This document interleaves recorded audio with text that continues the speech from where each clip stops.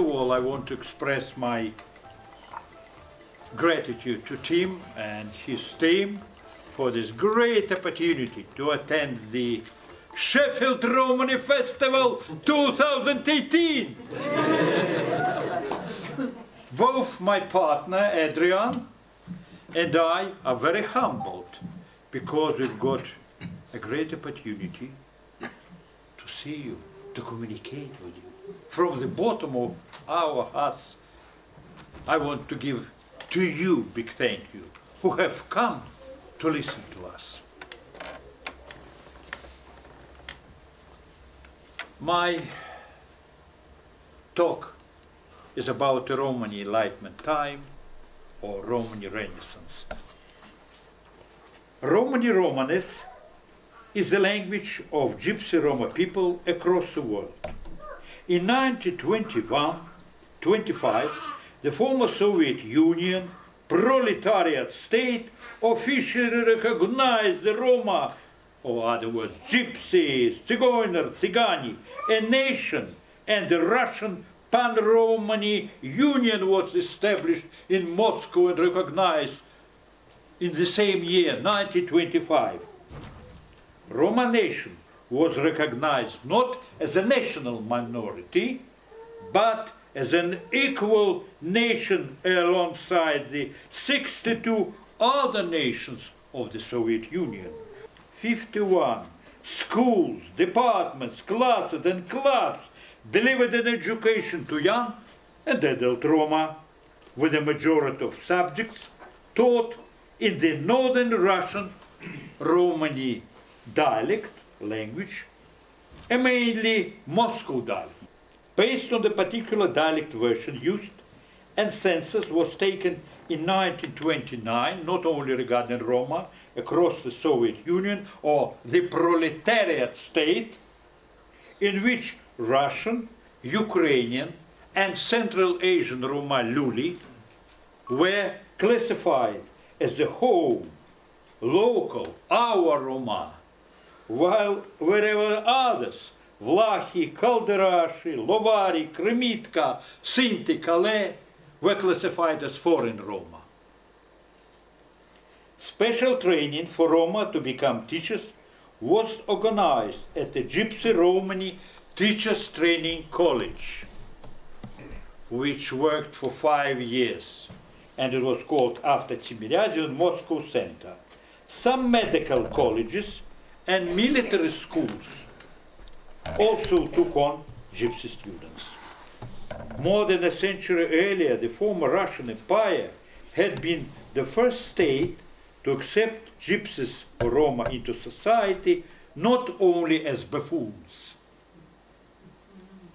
In 1785, Count Alexei Orlov, known also as a breeder of the famous, also the known race horse Orlovsky horse, organized a huge choir led by Ivan Sokolov, which gave a birth to the Russian Romani School of Singing and Dancing. He was the founder. Russian gypsies had gone on well for more than 200 years, as the gypsies themselves say. It is a period starting from 1699 that we come across the first mention of gypsies in Russia, and it was until March 1917 when the provisional government abolished the ban on Jews and gypsies appearing in St. Petersburg and Moscow. The Russian Empire was an enormous state full of contrasts. There were highly educated aristocrats who spent luxurious lives in Nisa, where they invented the infamous roulette gambling places, while on the other hand, the great majority of Russians were very poor peasant people who were mostly illiterate, and the same can be applied to the Roma. Educated gypsies intermarried with the Russian gentry.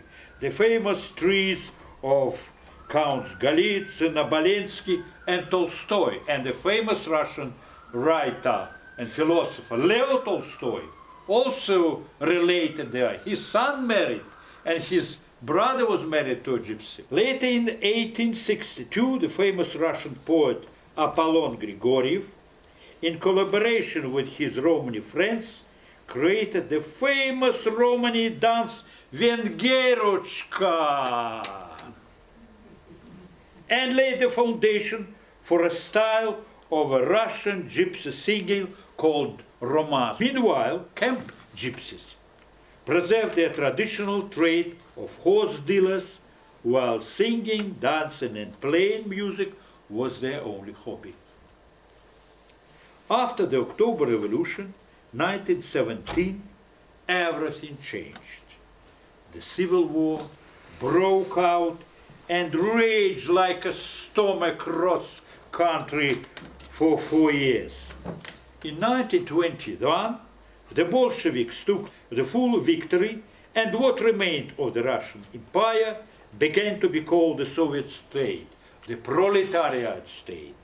Gypsies Roma had taken part in this war on both sides.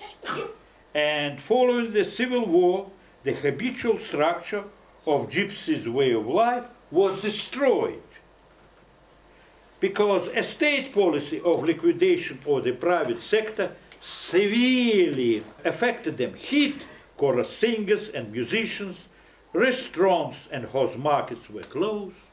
Nobody wished to have their fortune told. They remained without any income and without knowledge of how to survive as nomads. Some gypsies migrated to the west, some of them together with their patrons, counts, dukes, the so-called white guard Russians or white Russians, went mainly to France, Germany, Yugoslavia, and the Czech Republic, while some went to Harbin, China, and where they settled in the so-called gypsy district of the Russian area, where they lived prosperously until 1956, when the Red Chinese started to get too much interested into that. Back in Moscow, what institutional changes were taking place? Some educated gypsies started to meet together, searching for a new way of life. They founded, as I have said, the All-Russian Union of Gypsies on 24th of July 1925. And the former Red Commander of the Red Army, a Romani communist from Siberia, Andrei Turanov, he became its chairman, while the famous actor and playwright Ivan Rom Lebedev, he died recently, he lived a long life in the 90s, he became its secretary. The situation was favorable and supported this idea, and the leading article, a famous newspaper, Izvestia, appeared on Roma. You have heard about newspaper Izvestia, and Pravda, Truth, yeah? So the 23 founding members were given positions across 3 departments, organizational, cultural, and industrial, which eventually led them to work with approximately 66,000 of gypsies. On 1st October 1926, the Presidium of the Soviet state accepted a decree on measures for aiding the transition of nomadic gypsies to a working and settled way of life.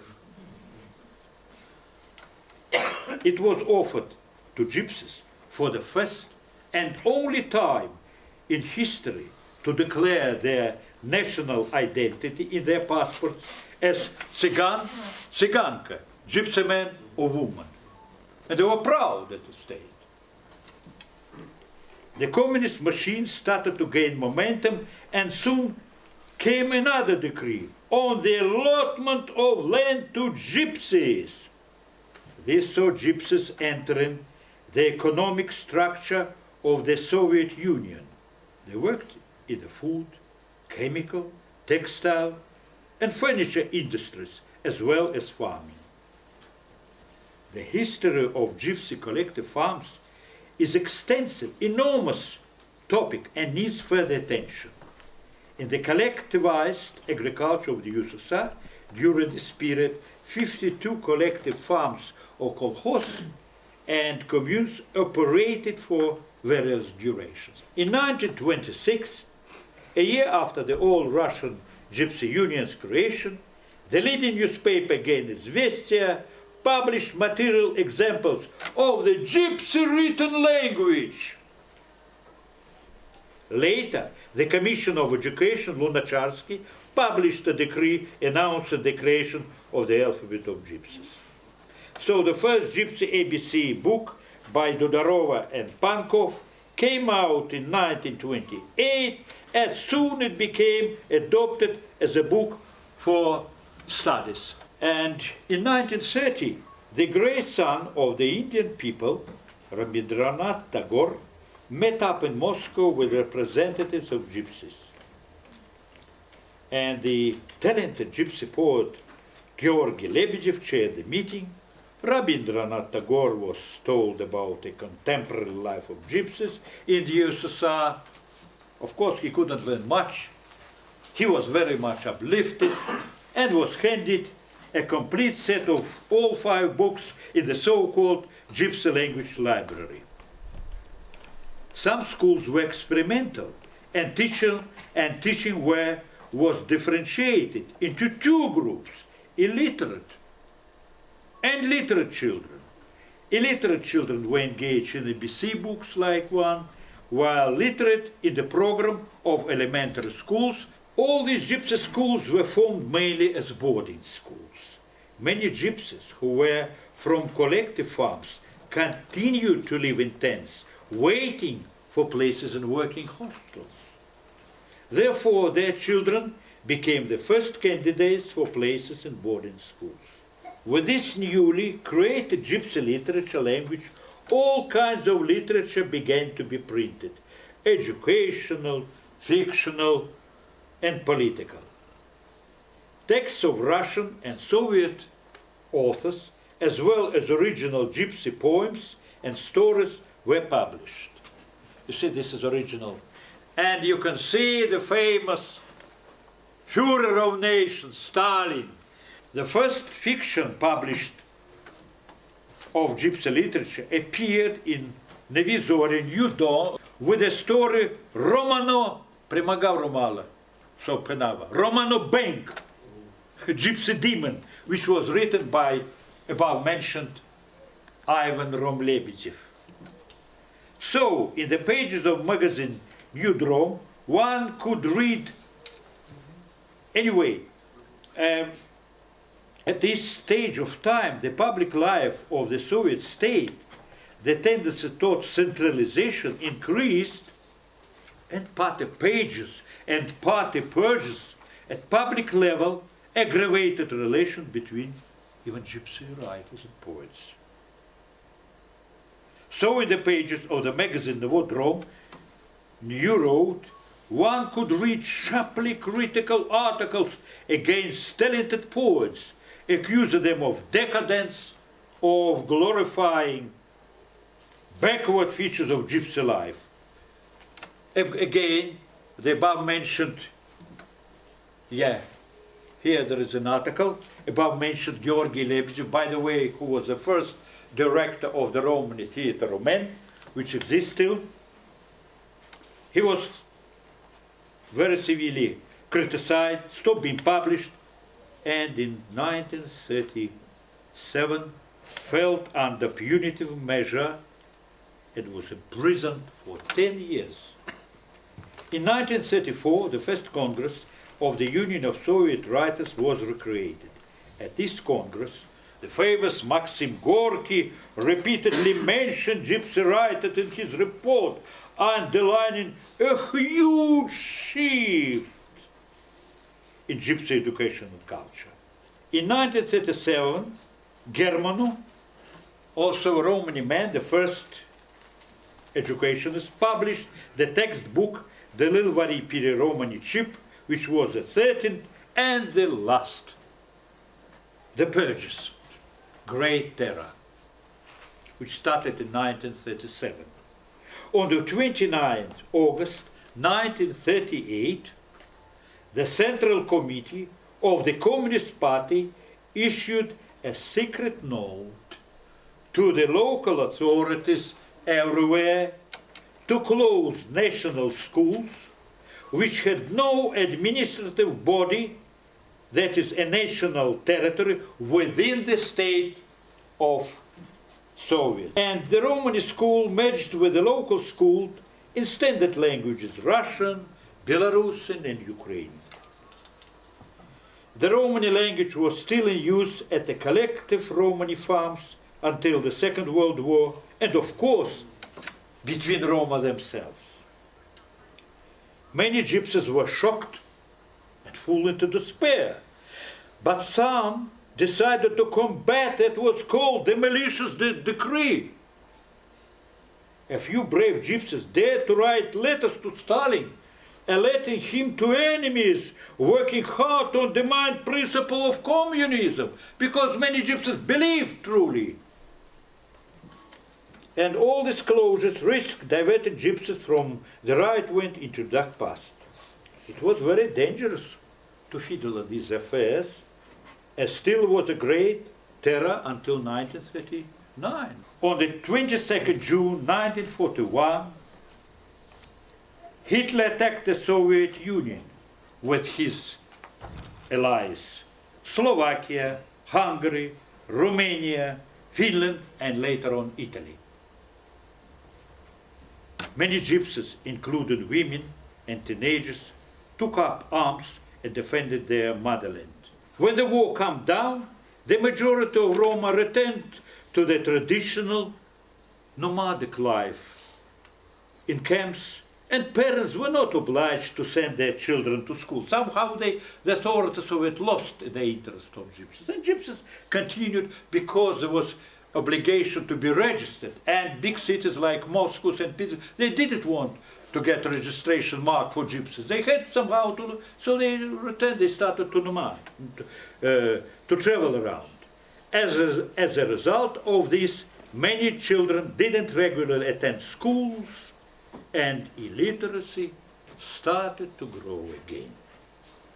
Settled gypsies resumed writing letters to Stalin again, requesting the authorities to intervene. There was no responses. No actions were taken.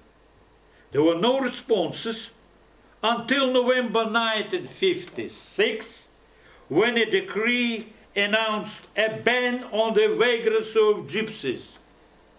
This was forcibly implemented by police and armed units, putting an end to wandering gypsies. Gypsy parents became obliged to send their children to the nearest school. Two graduates of the Romani Teachers Training College, which was before the war, Nikolai Satkevich and Nikolai Menshikov, and they started to knock on doors of Soviet bureaucrats in attempt to revive the Romani schools, classes, and education. But they didn't get much response, but Satkevich managed to open schools in Siberia for short periods of time because, well, gypsies were not prepared. Somehow Romani Enlightenment activities started to spring up again. Many musicians, mainly Lovari Roma and Russian Roma, founded gypsy music groups and bands.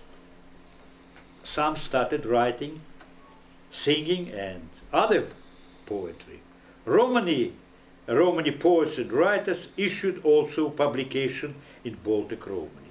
I published my collection of poetry, Romani Dreams, in 2004, and in 2014 the Baltic Romani Bible was published, on which I had been working for 24 years.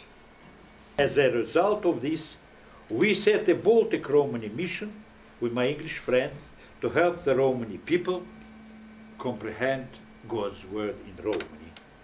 Other notable contemporary Romani poets include publication by Ivan Romanov from Siberia, Carlos Rudevich, Latvian Rome, Ilko Mazur, Jackie Zaporozhanu, Miha Kazimirenko. Miha Kazimirenko was a Ukrainian poet who learned Romani, and he started to write in Romani when he was over 30.